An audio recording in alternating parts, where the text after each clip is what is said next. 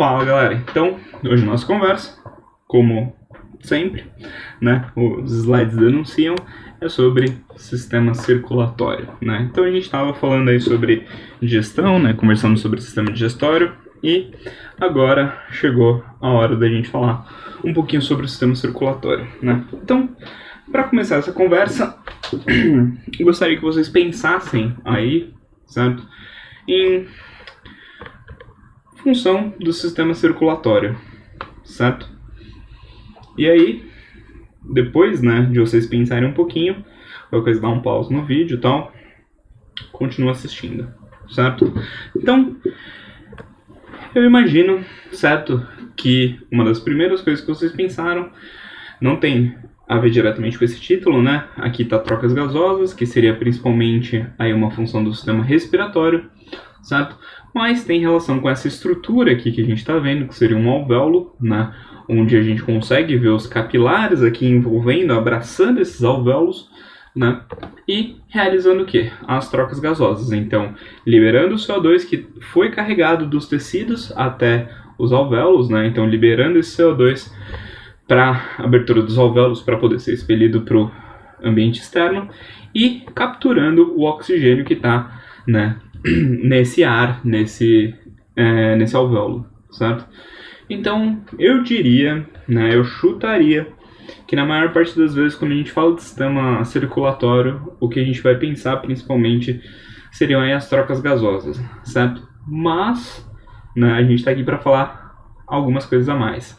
Então, vamos lá. Próximo slide é um slide extenso, é um slide pelo menos com muito texto, né? Qualquer coisa dá um pause, eu vou passar pelos tópicos comentando, né? Mas qualquer coisa dá um pause para ler com calma depois, né? Ou tira uma foto, enfim, tanto faz, certo? Então, vamos lá. Quais são as funções do sistema circulatório como um todo? E um dos primeiros eu vou colocar realmente transporte convectivo, certo? Então, o transporte aí, né, de coisas que estariam dissolvidos, né, nesse líquido, tá? Nesse fluido. Então, é interessante a gente pensar nas funções e depois ir pensando em características desse sistema, né? Então, o que a gente vai observar? A gente vai observar que o sistema circulatório, ele faz o transporte aí, né, de oxigênio e CO2, tudo bem? Pelo menos em todos os animais, talvez, e não nos insetos, né? Então, basicamente, todos os animais que apresentam o sistema circulatório, o transporte do O2 e do CO2 está relacionado com esse sistema, tirando, no caso, dos insetos, que tem as traqueias, né? E é um sistema muito eficiente de transporte. E é um sistema que entrega diretamente para a musculatura, né? Para as mitocôndrias da musculatura. Então, isso daí acaba ficando meio que em segundo plano, tá? Ou não é a função principal. Bom, o que mais esse sistema faz? Bom, ele vai transportar nutrientes, tá? E uma das coisas que você pode pensar também é no oxigênio como um nutriente, né, necessário para a realização da respiração. Mas bom, aqui eu vou aproveitar para fazer a conexão, né, do sistema circulatório com quem? Com o nosso sistema digestório, tudo bem? Então, com aquilo que a gente viu em sistema digestório, né, ele vai fazer o quê? Ele vai fazer o transporte aí desses, do que foi absorvido, do que foi ingerido aí, né, e vai transportar para todas as partes do nosso corpo. Então você tem que pensar no seu sistema circulatório como um sistema que permeia absolutamente todo o espaço do seu corpo, né, até a ponta dos nossos dedos, enfim. Não vou falar até o fio de cabelo, porque no fio de cabelo não tem, mas até o topo, né, da nossa cabeça, ali na pele, você tem sistema circulatório que vai estar fazendo o transporte nesses nutrientes, né. Ele também vai transportar metabólitos, né? Então pensem, por exemplo, coisas que estão sendo produzidas, né? Que são para serem jogadas fora, né? Então um dos exemplos seria o CO2, mas a gente pode pensar também nas excretas nitrogenadas como um todo, aí, nesses metabólitos. E a gente pode pensar em produtos finais de metabolismo também, como coisas que são produzidas por exemplo, determinadas células, mas que podem ser utilizadas até por outras, ou podem ser modificadas por outras, tá? Um dos exemplos que a gente pode ter aqui é o lactato, né? Que ele pode estar sendo produzido, né, na musculatura, conforme você está fazendo exercício físico, e não tem uma função, né, ou não vai ter uma utilização tão direta muitas vezes na musculatura, ou pelo menos naquela fibra muscular específica. E parte desse lactato vai ser transportado até o nosso fígado, né? Até o nosso fígado. E aí, no fígado ele vai ser o quê? Ele vai ser, por exemplo, convertido novamente a glicose, né? Podendo circular como glicose, enfim.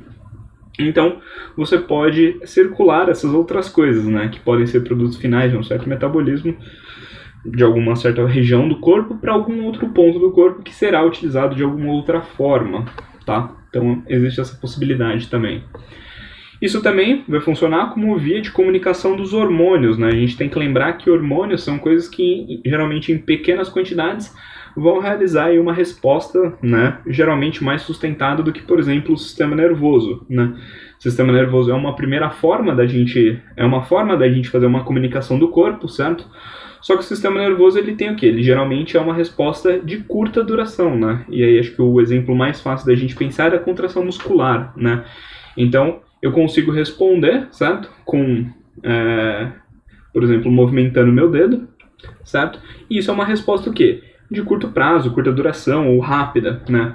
Os hormônios, eles vão ser o quê? Eles vão ser, por exemplo, produzidos, né? E eles vão dar, muitas vezes, uma resposta mais sustentada, né? O que vai levar algum tempo para iniciar e depois também para diminuir. Uma das coisas que a gente pode pensar, né? É que no final do ciclo da manhã, né? Próximo ali das 6 horas, geralmente, né? A gente vai observar, ou observava, né? Um aumento na quantidade de cortisol, né? E aí, quando chegava a um certo limite, geralmente isso era o que dava o despertar, tudo bem? Então você tem algumas respostas aí também, né? E aí vão te dar algum... Isso geralmente leva um certo tempo para diminuir. Dá pra gente pensar em adrenalina também, né? Então você, por exemplo, leva um susto muito grande, ou se vem uma situação de muito estresse, de medo, alguma coisa assim, certo? E essa adrenalina fica no seu sistema causando alguns problemas, né? Então pensa aí, por exemplo, problemas no sentido de depois que você passa aquela situação e que não teria mais necessidade daquela reação. Então pense, por exemplo, no assalto, né? Mesmo depois de, por exemplo, terminar esse assalto, pensando em um evento rápido, né? Muitas vezes você pode ficar em estado de choque tremendo, né? Isso muitas vezes por conta dessa quantidade de adrenalina que é liberada.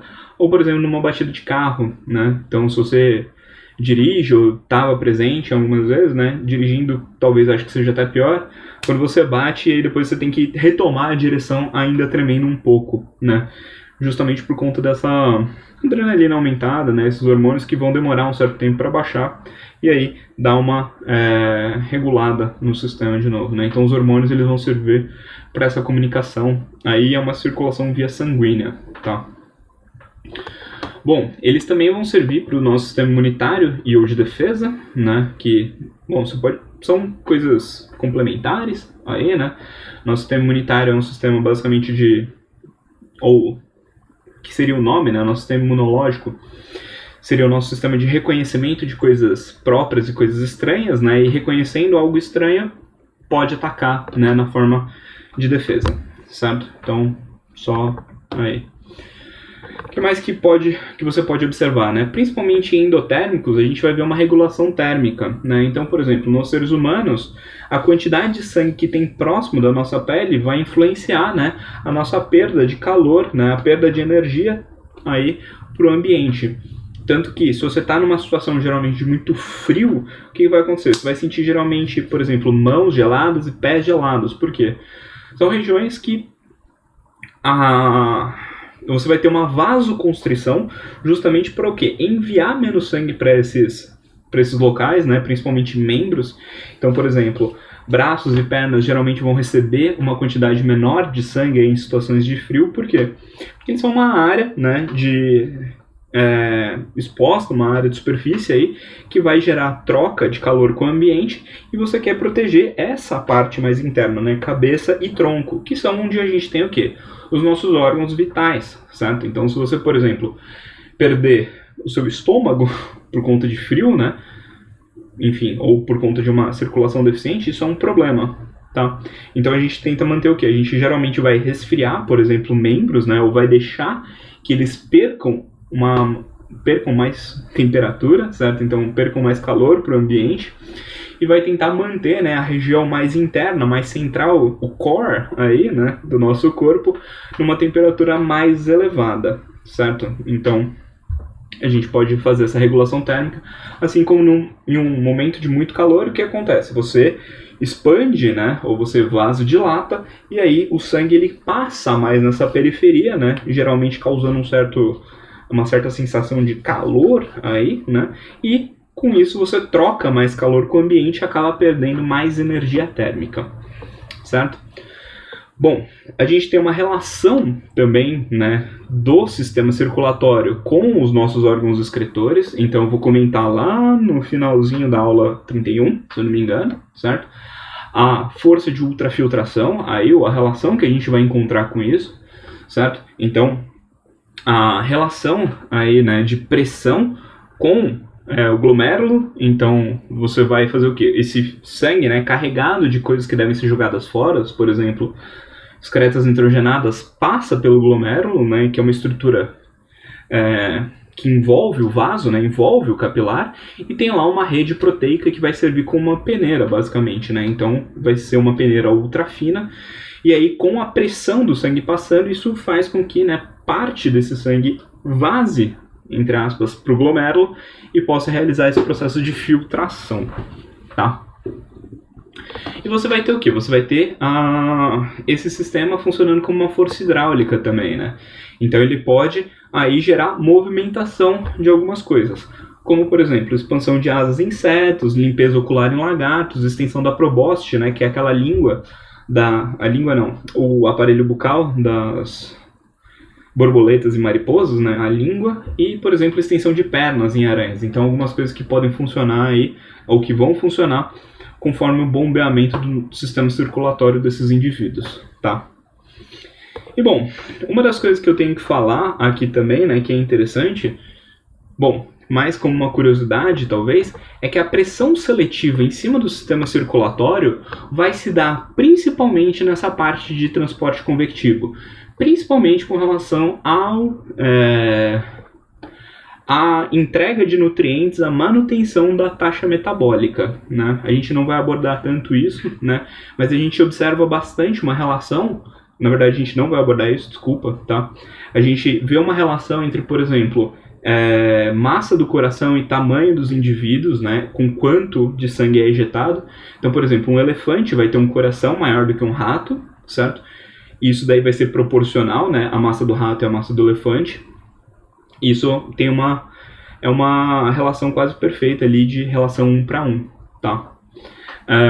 E a quantidade que é jogada, né, que o coração bombeia de sangue por vez, também é muito parecida, também aumenta, né? A gente só vê uma diferença, por exemplo, na frequência cardíaca, né? Então, a frequência cardíaca ela é o inverso, né? Então, geralmente, o ratinho ele vai bater o coração muito mais rápido do que, por exemplo, um elefante, certo? Então isso a gente consegue observar, né? Quanto menor o animal, por exemplo, mamífero e ave principalmente, né? Mais rápido esse coração bate, e geralmente quanto maior, mais devagar, né? Ou menos batidas por minuto a gente vai observar, certo? Então a gente tem uma correlação aí no sentido de transporte, né? E essas correlações elas estão ligadas também à taxa metabólica específica, né? Então, a quanto o indivíduo gasta por célula, né? Ou por grama daquele indivíduo.